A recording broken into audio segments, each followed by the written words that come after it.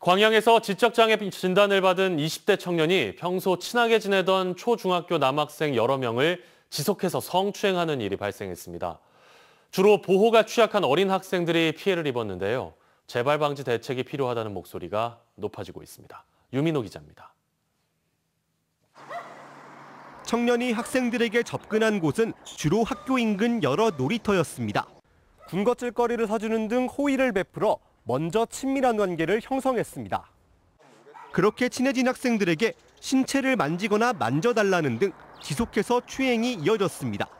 주로 동네에서 알고 지내던 초등학생, 중학생으로 지금까지 파악된 것만 4명 이상입니다. 못 만지게 하면은 그럼 뭐 안 사준다고 그렇게 했다는 얘기를. 네. 그때가 언제였대? 만져도 되냐고 한 게?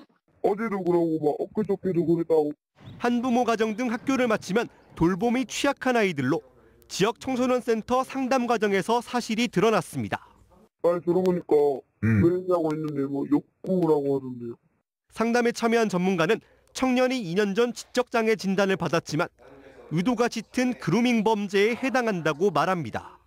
또 청년이 학생들의 요구로 담배를 사다 주는 등 비행으로 이어지고 있어 피해가 번지기 전 이를 바로잡아야 한다고 강조합니다.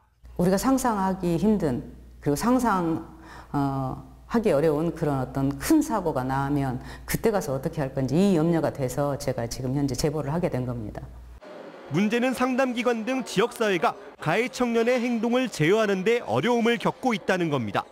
교육청에서는 피해를 겪은 학생만 보호할 수 있다는 입장이고 경찰 수사 개시도 미성년자다 보니 부모 등 보호자 동의가 없으면 진술 확보하기가 녹록지 않은 상황입니다. 교육청도 학교도 경찰서도 좀 애매한 부분이 있지만 그래도 이것이 해결되지 않으면 또 수많은 학생들이 이 범죄에 노출될 수 있고.